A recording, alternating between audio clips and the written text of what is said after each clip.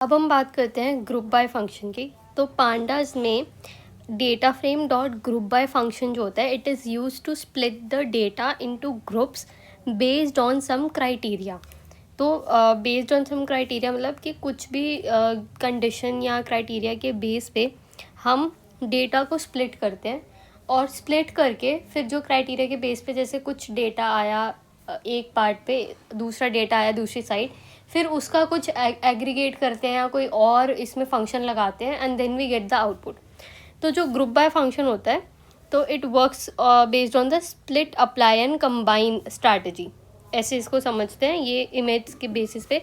जैसे ये हमारे पास कुछ कीज़ हैं एंड ये हमारे पास डेटा है, तो ये कंप्लीट डेटा है कि ए की वैल्यू 0 है, बी की 5 है, सी की D है, ऐसे करके 10 है। तो अब हम इसको स्प्लिट करेंगे बेस्ड ऑन द क्राइटेरिया कि जो जिनकी की ए है वो एक साइड आ जाए, जिनकी बी है वो अलग हो जाए, जिनकी सी है वो अलग हो जाए। तो इसमें देखिए स्प्लिटिंग करी है, तो जिन जिनकी की वैल्यूज़ ए हैं वो एक साथ आ गए हैं, जिनकी बी है वो एक साथ आ गया, जिनकी सी है वो एक साथ आ गए। तो जब हमने स्प्लिट करा, अब हमने इस पर कोई ऑपरेशन लगा दिया, कुछ भी लगा दिया, कोई फंक्शन लगा दिया। तो जैसे हमने इस पर सम लगा दिया, तो हमने क्या करा कि जो ये वैल्यूज़ हैं इनका हमने सम कर दिया। तो जितनी भी की वैल्यूज़ ए की होंगी उन सब का सम हो जाएगा। सो यहाँ पे 0 + 5 + 10 हो जाएगा, एंड इसका आउटपुट कंबाइन होके यहाँ पे प्रिंट होगा ए के साथ, ए के कॉरस्पॉन्डिंग। सिमिलरली बी का होगा 5 + 10 + 15 होगा 30, आंसर बी के कॉरस्पॉन्डिंग आ गया। ऐसे ही सी का 20 + 15 + 10 होगा और सी के कॉरस्पॉन्डिंग प्रिंट हो गया। तो ये होता है जब हम ग्रुप बाय फंक्शन यूज़ करते हैं। पहले हम स्प्लिट करते हैं, ठीक है, ओरिजिनल डेटा में, फिर उसके बाद हम उस पर कोई फंक्शन अप्लाई करते हैं जो भी हमें करना होता है, sum, multiply, divide, whatever function है। Then we combine the result in the form of new data frame. तो हमने यहाँ पे कंबाइन कर दिया और हमारे पास एक नया डेटा फ्रेम आ गया और उसमें न्यू वैल्यूज़ आ गई। ठीक है, I hope you understood how group by function work. तो हम इसको एग्जाम्पल से समझते हैं। तो सबसे पहले हमने क्या करा, हमने एक डेटा फ्रेम बनाया जिसमें हम क्या स्टोर कर रहे हैं, DF जो हमारा ऑलरेडी एग्जिस्टिंग डेटा फ्रेम है, डॉट ग्रुप बाय नेम। तो हम नेम के बेसिस पे ग्रुपिंग कर रहे हैं। तो यहाँ पे क्या होगा कि जो जो सेम नेम होंगे वो एक साथ आ जाएंगे, एंड देन उनकी जो वैल्यूज़ होंगी वो कंटिन्यूसली हमें शो होंगी। ओके, तो सबका जैसे हमने यहाँ पे G1 डॉट फर्स्ट करा, तो हमारे पास फर्स्ट पार्ट शुरू मतलब शो हो गया यहाँ पे कि नेम्स जो हैं सबके शो हो गए।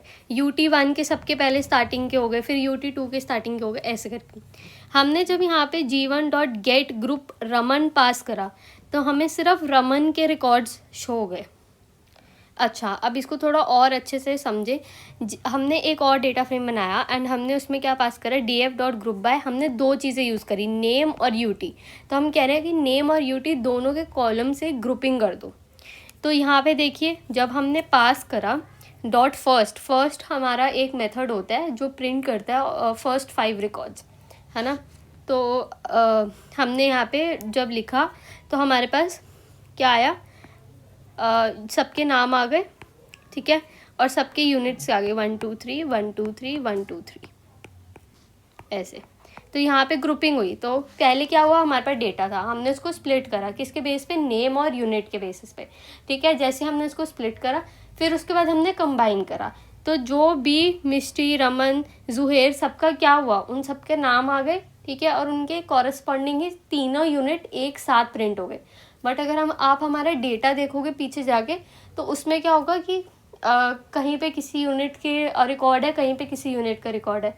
तो यहाँ पे आपको एक स्टैंडर्डाइज रिकॉर्ड मिल गया, जस्ट राइटिंग फ्यू लाइन्स भी क्या, 1 लाइन ऑफ कोड, एंड वो लिखने के बाद you got the data in the systemised form you wanted.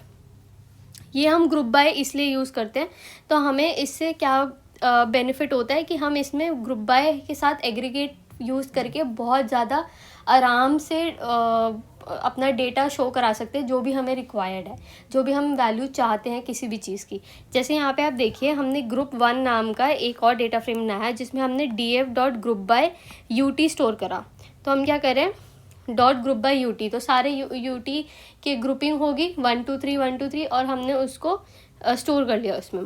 फिर उसके बाद हमने क्या करा, ग्रुप 1, तो अब इसमें सबके यूटी का स्टोर हो गया सारे कॉलम्स का। तो हमने क्या करा, ग्रुप 1 के मैथ्स उठाया, सिर्फ मैथ्स वाला कॉलम उठाया और एग्रीगेट कर दिया, डॉट एग्रीगेट मीन। तो हम क्या कर रहे हैं कि यूटी में 1 2 3 सबका है, ठीक है, और उसमें से सिर्फ मैथ्स के कॉलम का हम क्या कर रहे हैं, मीन कर रहे हैं। तो जो मैथ्स की वैल्यूज़ होंगी सब सारी इकट्ठी होंगी, ठीक है, उनमें हम क्या उनको हम कंबाइन कर रहे हैं, कंबाइन करके हम क्या अप्लाई कर रहे हैं, मीन। तो जैसे ही मीन अप्लाई होगा और हमारे पास रिजल्ट आ जाएगा। तो मैथ्स के यूनिट 1 का मीन, यूनिट 2 का मीन और यूनिट 3 का मीन तीनों हमारे पास आ गए हैं। ऐसे ही हम नेक्स्ट देखते हैं, हमने यहाँ पे क्या करा है, हमने df डॉट ग्रुप बाय, हम किसके बाय कर रहे हैं ये भी हम लिख सकते हैं, by is equal to name, ठीक है। तो हम ग्रुपिंग कर रहे हैं बाय नेम, तो नेम से ग्रुपिंग कर रहे हैं और उसके बाद हम मैथ्स भी लिख रहे हैं, ठीक है, मैथ्स से भी कर रहे हैं, तो नेम और मैथ्स डॉट एग्रीगेट। अब हम एग्रीगेट करके क्या प्रिंट करवा रहे हैं, mean, variance, standard deviation and quantile, हम ये सारी चीज़ें प्रिंट करा रहे हैं। तो जो जो हमने यहाँ पे लिखा है उसका हमारा बन जाएगा, कॉलम बन गए, देखो, मीन, वेरिएंस, स्टैंडर्ड डेविएशन और क्वांटाइल, ठीक है। और नेम से हमने ग्रुपिंग करी है तो यहाँ से कॉलम बन गया, यहाँ पे सारे नेम आ जाएंगे, अशरवे, मिष्टी, रमन और जुहेर, सबके नेम आ गए और सबकी वैल्यूज़ आ गई, ठीक है। ये सिर्फ मैथ्स की हैं क्योंकि हमने मैथ्स लिखा है ना, तो सिर्फ मैथ्स की सबके मीन, मैथ्स में सबके वेरिएंस, स्टैंडर्ड डेविएशन और क्वांटाइल प्रिंट हो गया। ऐसे ग्रुप बाय फंक्शन हम अप्लाई करते हैं। हम उसमें क्या करते हैं, हम इसमें पहले स्प्लिट करते हैं, कोई भी हमारा फंक्शन है उसको अप्लाई करेंगे एंड कंबाइन करके एक अलग डेटा फ्रेम की फॉर्म में हम डेटा को शो करते हैं। अब हम बात करते हैं ऑल्टरिंग द इंडेक्स। तो जब हमारे पास बात आती है कि इंडेक्स हमारे पास कुछ है, अगर हम चेंज करना चाहते हैं, कोई और नाम देना चाहते हैं या किसी और कॉलम को इंडेक्स बनाना चाहते हैं, तो हम वो कैसे कर सकते हैं। तो इसके लिए हमारे पास एक फंक्शन होता है सेट अंडरस्कोर इंडेक्स। तो जैसे मान लो हमारा df है, तो df dot set underscore index लिखते हैं अगर हम, सेट अंडरस्कोर इंडेक्स, और इसमें अगर हम पास कर दें नेम, तो जो भी नेम वाला कॉलम हम चाहते हैं कि वो बन जाए हमारा इंडेक्स। और अगर हम यहाँ पे लिख दें in place is equal to true, तो क्या होगा कि हमारा जो इंडेक्स है, ठीक है, जो 0 1 2 3 है वो तो एग्जिस्ट करेगा ही, उसके साथ में हमारा जो एक्चुअल इंडेक्स होगा वो नेम वाला बन जाएगा। तो इंडेक्स ऐसे लिखा जाएगा, इंडेक्स, और जो भी हमारे नाम है वो बन जाएगा हमारा इंडेक्स। और इसको हटाने के लिए हम एक और पास करेंगे, उसमें हम लिखेंगे df डॉट ड्रॉप और कॉलम्स लिखेंगे, कॉलम्स इज इक्वल टू ऐसे इंडेक्स। तो जब हम ऐसे लिखेंगे तो हमारा जो इंडेक्स है वो हमारा डिलीट हो जाएगा, ठीक है। अरे ऐसे हम रीसेट इंडेक्स भी कर सकते हैं, अगर हम रिवर्ट करना चाहते हैं, अब हमें नेम नहीं चाहिए, अब हमें रिवर्ट करना है, तो अगर हम ऐसे रीसेट अंडरस्कोर इंडेक्स लिख रहे हैं तो क्या होगा, हमारा जो प्रीवियस इंडेक्स है ना वो वापस आ जाएगा। तो ऐसे हम ऑल्टर कर सकते हैं index depending upon our requirements, जो भी है। अगर हम चाहते हैं कि जो नेम वाला कॉलम है वो इंडेक्स बन जाए, या फिर किसी कोई पर्टिकुलर मार्क्स है, मैथ्स के मार्क्स है, वो इंडेक्स बन जाए, तो हम ये रीसेट इंडेक्स की मदद से ऑल्टर कर सकते हैं इंडेक्स। नेक्स्ट अगर हम बात करें तो और भी ऑपरेशंस है डेटा फ्रेम पे जो हम परफॉर्म कर सकते हैं, such as reshaping the data. तो रीशेपिंग द डेटा का क्या मतलब होता है, the way a data set is arrange into rows and column is refer to as the shape of the data, ठीक है। तो अगर रोज एंड कॉलम्स में हम कह रहे हैं कि 3,4 लिखा है, तो मतलब 3 रोज है, 4 कॉलम्स है। अब इनको हम रीशेप करना चाहते हैं, तो मतलब अगर हमने 4 रोज कर दी, 3 कॉलम्स कर दी, या फिर हम चाहते हैं कि किसी कंडीशन के ऊपर हम कोई कंडीशन इस पर लगाएं, उसके बेसिस पे रीशेपिंग हो, तो ये सब चीज़ें हम परफॉर्म कर सकते हैं। तो reshaping data refers to the process of changing the shape of the data set to make it suitable for some analysis problem. जैसे हमारे पास कोई भी कंडीशन है, हम उसके बेसिस पे जो हमारा डेटा है उसको रीशेप कर रहे हैं ताकि हमारे एनालिसिस में उसका काम आए, तो इसी को हम कहते हैं रीशेपिंग। और हम ये परफॉर्म कर सकते हैं पांडाज में यूजिंग पिवट फंक्शन या फिर पिवट अंडरस्कोर टेबल फंक्शन। तो हम इन दोनों को कवर करते हैं कि दोनों होते क्या हैं एंड दोनों में फ़र्क क्या है। सबसे पहले हम बात करते हैं पिवट की। So the pivot function is use to reshape and create a new data frame from the original one, ठीक है। तो हम क्या करेंगे, हम कोई डेटा फ्रेम लेंगे, उसमें हम कुछ किसी भी कॉलम या उसके बेसिस पे हम रीशेप कर देंगे, ठीक है, हम देखेंगे कि कैसे होता है, और उससे हम एक न्यू डेटा फ्रेम बना लेंगे। तो वो हमारे एनालिसिस में हमें बहुत ज़्यादा बेनिफिशियल रहता है अगर हमें इन फ्यूचर कुछ एनालिसिस करने होते हैं। तो यहाँ पे एग्जांपल देखते हैं। हमने यहाँ पे इंपोर्ट करा है पांडास को SPD। हमने यहाँ पे एक डिक्शनरी बनाई है एंड फिर उसके बाद हमने उसको डेटा फ्रेम में कन्वर्ट कर दिया, pd.data frame लगा के एंड डेटा पास कर दिया जो हमारी डिक्शनरी है, और हमने इसको प्रिंट करा दिया। तो ये हमारे पास अभी डेटा है। तो इसमें क्या क्या है, स्टोर है कि स्टोर का नाम क्या है, S1 S2 S3 S4। Year है, कौन से ईयर में वो स्टोर मतलब यूज़ हो रहा है या क्या है। टोटल सेल्स उस स्टोर में कितनी आई हैं उस ईयर में, ठीक है, और टोटल प्रॉफिट कितना आया है। तो ये हमारा डेटा स्टोर कर रहा है, ठीक है। तो इसमें S1 S2 S3 S4 जो है स्टोर्स हैं, और फॉर द ईयर्स 2016 17 एंड 18 है, और टोटल सेल्स और प्रॉफिट है। आई होप आपको डेटा समझ आ गया होगा। अब हमें क्या करना है, फॉर एग्जाम्पल मान लीजिए कि हमें जानना है कि what was the total sale for the store S1 in all the years, ठीक है। सो व्हाट वाज द, ये वाला question, what was the total sale of the store S1 for all this year. तो अगर हमें इसमें करना होता तो हम इसमें पाइथन की स्टेटमेंट लिखते, है ना। हम क्या लिखते कि हम एक अलग से डेटा फ्रेम बनाते S1 DF करके, ठीक है, और इसमें df dot store is equal to 1। तो S1 जितना भी S1 की रोज या कॉलम्स हैं हम वो इस डेटा फ्रेम में स्टोर करते, ठीक है, और फिर इसको प्रिंट करवाते, है ना, ऐसे करते। और फिर उसके बाद हम क्या करते हैं, ये जो डेटा फ्रेम हमारा बना है इसको हम टोटल सेल्स वाले पार्ट का डॉट सम करते, ठीक है, तो हमें सम मिल जाता। अब हमने इतना कुछ लिखा। अच्छा, अब हम नेक्स्ट क्वेश्चन देखते हैं। What is the maximum sale value by store S3 in any year. तो हमें देखना है कि मैक्सिमम सेल कौन से ईयर में हुई S3 स्टोर की। तो सेम हम इसमें भी यही करेंगे कि S3 वाला जो डेटा था, S3 स्टोर का डेटा हम S3 DF में स्टोर करा रहे हैं, ठीक है, फिर उसको प्रिंट करवा रहे हैं। अब हम क्या कर रहे हैं, हम देख रहे हैं कि S3 DF में जो टोटल सेल्स वाला पार्ट है उसमें डॉट मैक्स लगा रहे हैं कि मैक्सिमम सेल कितनी है, तो हमने वो प्रिंट करवाई, ठीक है। अच्छा, अब हम कह रहे हैं कि विच store had the maximum total sale in all the years. अब कौन से स्टोर में मैक्सिमम सेल थी ऑल द ईयर्स। अब इसमें हमें क्या करना पड़ेगा, हमें S1 का अलग डेटा स्टोर करना पड़ेगा, S2 का, S3 का, S4 का, फिर हर किसी पे सम करना पड़ेगा, और फिर हर किसी के सम पे मैक्सिमम वाला वो लगाना पड़ेगा, फंक्शन लगाना पड़ेगा, मैक्स करके S1 total comma S2 total comma S3 total, ये करना पड़ता। तो इसमें हमें कितना ज़्यादा वो लिखना पड़ रहा है, कितना ज़्यादा कोड लिखना पड़ रहा है, इतना ज़्यादा लेंदी काम हो रहा है। बट अगर हम सिंपली इसमें पिवट फंक्शन यूज़ करके डेटा को रीशेप करते ना, तो हमें इतना सारा कोड लिखना ही नहीं पड़ता।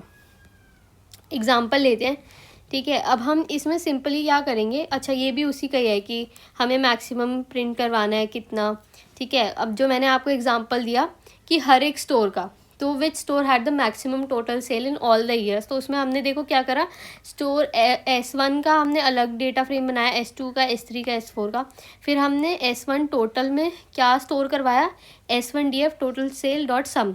तो हमने सम करा टोटल सेल्स का और सब में यहाँ पे स्टोर करा दिया, S2 total, S3 total, S4 total, ठीक है। और फिर उसके बाद हम देख रहे हैं कि मैक्स बताओ, ठीक है, तो मैक्स इतना है।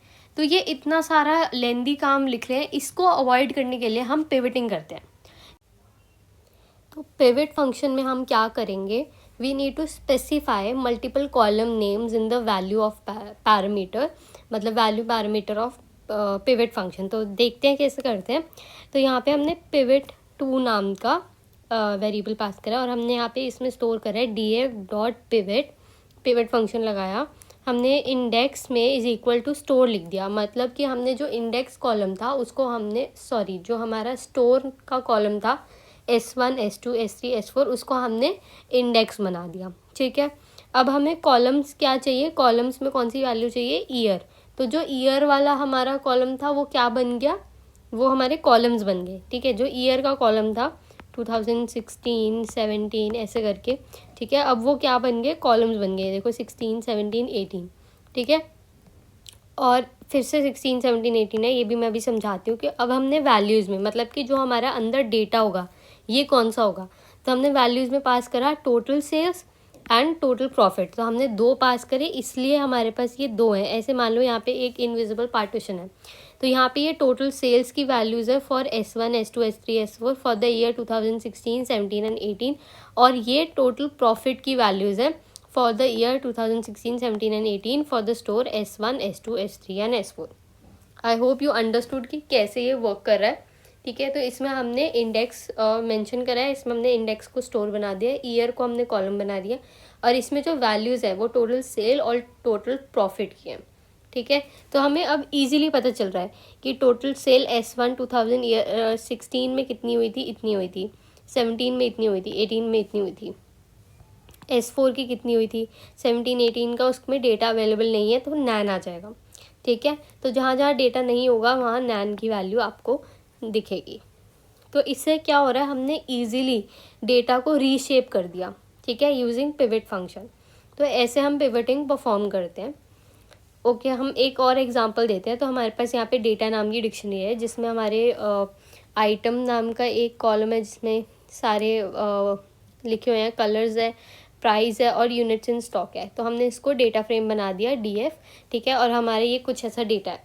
तो इसमें आइटम है पेन और पेंसिल, तो रिपीटेड वैल्यूज़ हैं, डुप्लीकेट वैल्यूज़ हैं, कलर में भी डुप्लीकेट वैल्यूज़ हैं, प्राइस है और यूनिट इन स्टॉक है कि कितने स्टॉक में है। तो जब हम इसमें पिवट फंक्शन लगा रहे हैं ना, तो हमारे पास वैल्यू एरर आ रहा है। तो ये वैल्यू एरर इसलिए आ रहा है क्योंकि हमारे डेटा में डुप्लीकेट वैल्यूज़ हैं, और जब डुप्लीकेट वैल्यूज़ होता है तो उसमें हम पिवट फंक्शन कॉल नहीं कर सकते हैं। ठीक है, उसमें हमारा एरर आ जाएगा, we can not shape data which have duplicate entries, इसलिए हमारे पास वैल्यू एरर आ रहा है। ठीक है, तो इस चीज़ को इंश्योर करने के लिए हम क्या करेंगे, अगर हमें पिवट फंक्शन लगाना है तो हम एक चीज़ ये कर सकते हैं कि या तो हम डेटा को पहले हम क्लियर कर दें। ठीक है, इंश्योर करें कि हमारे डेटा में कोई डुप्लीकेट वैल्यूज़ नहीं है, हम उसको रिमूव कर दें, या फिर हम क्या लगा सकते हैं, पिवट अंडरस्कोर टेबल फंक्शन। तो इसीलिए हम pivot underscore table function use करते हैं क्योंकि हमारे डेटा में डुप्लीकेट वैल्यूज़ होती हैं, और ये फ़र्क होता है पिवट और पिवट अंडरस्कोर टेबल फंक्शन में कि उसमें हम डुप्लीकेट वैल्यूज़ के साथ भी वर्क ईजिली कर सकते हैं। तो let us talk about pivot table. तो it works like a pivot function, वैसे ही काम करता है, but aggregates the value from the rows with duplicate entries. तो जिसमें भी डुप्लीकेट एंट्रीज होंगी फॉर द स्पेसिफाइड कॉलम, जो भी हम कॉलम उसमें सिलेक्ट करेंगे उसको ये क्या कर देगा, एग्रीगेट कर देगा। ठीक है, उनको मिक्स कर देगा। In other words we can use aggregate function, हम एग्रीगेट फंक्शंस यूज़ कर सकते हैं, मिन मैक्स मीन मीडियन सब कुछ यूज़ कर सकते हैं जहाँ पे भी डुप्लीकेट एंट्रीज होंगी। ठीक है, तो डिफ़ॉल्ट एग्रीगेट होता है मीन। ठीक है, अगर बहुत सारी वैल्यूज़ हैं तो उसका वो क्या करेगा, मीन वैल्यू लिख देगा, एग्रीगेट कर देगा। ठीक है, नहीं अगर हमें मीन करना, सम करना है, मीडियन करना है, मिन करना है या मैक्स वैल्यू चाहिए तो हम वो भी स्पेसिफाई कर सकते हैं। बाय डिफ़ॉल्ट मीन होता है। तो ये सिंटैक्स होता है, हम लिखते हैं pandas dot pivot table, PD जो भी होता है हम वो लिखते हैं, डेटा। ठीक है, वैल्यूज़ लिखते हैं, वैल्यूज़ जो भी हमें देनी होती है, इंडेक्स स्पेसिफाई करते हैं, कॉलम स्पेसिफाई करते हैं, जो हम पिवट में भी कर रहे थे, बट इसमें ये एडेड है एग फंक। तो this specify aggregate function is equal to, तो बाय डिफ़ॉल्ट मीन होता है, हम कुछ भी इसमें स्पेसिफाई कर सकते हैं, 2 3 भी लगा सकते हैं। ठीक है, तो यहाँ पे जैसे लिखा है कि agg func can have values among sum max min, ये कोई भी वैल्यूज़ ले सकता है। ठीक है, and we can apply index to multiple columns if we don't have any unique column to act as index. तो हम इसमें बहुत सारे मल्टीपल कॉलम्स को इंडेक्स बना सकते हैं, 2 कॉलम्स को भी इंडेक्स बना सकते हैं। तो ये फ़र्क है दोनों में। तो आप ये चीज़ नोटिस करिए कि पिवट और पिवट अंडरस्कोर टेबल फंक्शन में क्या क्या फ़र्क आ रहे हैं। अगर हम इसका एग्जांपल देखें तो हमने यहाँ पे पांडास और उसको नमपाई दोनों को हमने इंपोर्ट करा। ठीक है, और हमने यहाँ पे पिवट टेबल का एक हमने अलग से वो बनाया है डेटा फ्रेम। तो DF dot pivot underscore table लगाया हमने फंक्शन, इंडेक्स हमने क्या बनाया, आइटम। ठीक है, कॉलम बनाया कलर, वैल्यूज़ बनाए यूनिट इन स्टॉक, और हमने यहाँ पे एग फंक में क्या दिया, सम मैक्स NP डॉट मीन, मतलब कि मीन भी करे, सम भी करे, मैक्स भी करे। ठीक है, हमें 3 चीज़ें प्रिंट करवानी है। तो अब देखिए आंसर कैसे आएगा, ध्यान से देखना। हमने आइटम को इंडेक्स बनाया, ये देखिए आइटम का इंडेक्स बन गया पेन और पेंसिल। ओके, फिर हमने यहाँ पे क्या करा, हमने कॉलम्स क्या बनाए, कलर, ठीक है, ये रहा कलर, ठीक है, और इसके कॉलम बन गए black blue red, okay, and this is for sum, तो हमने पहले सम करा है तो ये सम का है। फिर उसके बाद मैक्स का ब्लैक ब्लू रेड, ओके, और फिर उसके बाद मीन करा है तो मीन का ब्लैक ब्लू रेड। समझ आ रहा है ये कैसे वर्क कर रहा है, कैसे इंडेक्स बनाया, कैसे इंडेक्स में हमने आइटम लिखा है, कैसे कॉलम्स में हमारा कलर है, वैल्यूज़ में क्या है, यूनिट्स इन स्टॉक। तो जो हमारा आपको पहले दिखाती हूँ, ये यूनिट इन स्टॉक्स है, ये वैल्यू होगा, ठीक है, और इसका क्या, इसका सम अलग से यहाँ पे है, ठीक है, मैक्सिमम वैल्यू है और मीन है। तो पेन में जो भी ब्लैक होगा उसका कोई सम कुछ भी नहीं है, ब्लू में है कर दिया, रेड का भी कर दिया, पेंसिल ब्लैक में अवेलेबल होगी तो उसका सम कर दिया, ठीक है, ब्लू और रेड में नहीं है तो नैन वैल्यू है। सिमिलरली मैक्स में पेन में ब्लैक कोई नहीं होगा तो नैन आ गया, ब्लू और रेड में था तो उसमें मैक्सिमम बता दिया उसने कि कौन से यूनिट्स इन स्टॉक मैक्सिमम कितने हैं, और पेंसिल में मैक्स में ब्लैक ही होगा तो उसका बता दिया। ऐसे ये वर्क कर रहा है, ऐसे पिवट टेबल फंक्शन करता है। आप एक और एग्जांपल देखिए, अब इसमें हम क्या कर रहे हैं, पिवट टेबल 1 हम इसमें फिर से उसमें कर रहे हैं, df.pivot_table टेबल लगाया, इंडेक्स में आइटम लिखा, कॉलम्स में कलर लिखा, सेम वैसे ही। अब देखिए वैल्यूज़ में हमने प्राइस और यूनिट इन स्टॉक दोनों लिए हैं, ठीक है, हमने दोनों वैल्यूज़ अब लिए हैं, और अब हमने एग्रीगेट फंक्शन क्या लगाया, प्राइस का वो हमें बता दे लेंथ, मतलब कि कितनी नंबर ऑफ उसमें आइटम्स हैं, और यूनिट इन स्टॉक का हमने क्या कर दिया, मीन कर दिया, ठीक है। तो अब इसको हम समझते हैं, अब तो आपको समझ आ ही गया होगा, आइटम में इंडेक्स है, ये कॉलम्स वाला, ये कलर हमारे कॉलम्स है, और हमारे पास यहाँ पे ये प्राइस है, प्राइस की वैल्यूज़ है, और ये यूनिट इन स्टॉक की वैल्यूज़ है, ठीक है, और इसमें हम लेंथ देख रहे हैं तो कितनी है, तो यहाँ पे पेंसिल में बता दिया, तो पेंसिल जो है ब्लू 2 है, रेड भी 2 है, पेन सॉरी, और पेंसिल सिर्फ ब्लैक है 2। फिर हमने यूनिट इन स्टॉक का मीन करा है, ठीक है, तो जो पेन है उसमें हमारे पास ब्लू जो स्टॉक में है उसका क्या मीन है, ये है, रेड में ये मीन है, और पेंसिल का ब्लैक में है तो उसका ये मीन है 40.5। I hope you have understood कि पिवट अंडरस्कोर टेबल फंक्शन कैसे वर्क करता है, क्या क्या हमें इसमें मेंशन करना पड़ता है। इसमें बस एग फंक एक्स्ट्रा है जो हम ऐड करते हैं, और ये चीज़ याद रखनी है कि जो पिवट अंडरस्कोर टेबल है वो हमारी डुप्लीकेट वैल्यूज़ अगर हमारे डेटा में है उसके साथ भी इजीली काम कर सकते हैं, हमें उसमें कोई इशू नहीं आता, बट पिवट फंक्शन में उसमें इशू आ जाता है। एक और एग्जांपल देख लेते हैं। यहाँ पे हमने क्या करा है कि हमें प्रिंट करवाना है maximum price of pain of each colour, ठीक है, हमें मैक्सिमम प्राइस प्रिंट कराना है हर कलर का, जो भी कलर हमारे पास अवेलेबल है तो उसका क्या मैक्सिमम प्राइस है। तो हमने क्या करा है, हमने यहाँ पे एक पहले डेटा फ्रेम बनाया है जिसमें हम df.item = पेन, सिर्फ पेन का डेटा स्टोर कर रहे हैं, ठीक है। अब हमने यहाँ पे पिवट फंक्शन लगाया, ठीक है, तो इस वाले डेटा फ्रेम पे लगाएंगे, तो df_pen.pivot_table लगाया, इंडेक्स बना दिया आइटम को, कॉलम बना दिया कलर को, वैल्यूज़ क्या रखी, प्राइस, ऑफ कोर्स हमें मैक्सिमम प्राइस चाहिए of pain of each colour, ठीक है, और हमने यहाँ पे एग फंक में क्या लिखा, मैक्सिमम, ठीक है। और जब हम इसको रन करते हैं, जब हम ये वाला डेटा फ्रेम रन करेंगे तो हमारे पास ऐसा कुछ आउटपुट में आएगा। तो इसमें देखिए आइटम में इंडेक्स में क्या है, पेन, ठीक है, क्योंकि सिर्फ वही उसी का ही डेटा है, कलर में ये हमारे कॉलम्स हैं, और हमारे पास जो डेटा है वो किसका है, प्राइस, और हम क्या लगा रहे हैं इस पर, मैक्सिमम। तो हमारे पास क्या आ गया, maximum price of blue pen is 50 and maximum price of red pen is 25। तो ऐसे काम करता है पिवट अंडरस्कोर टेबल। ये एक और एग्जांपल था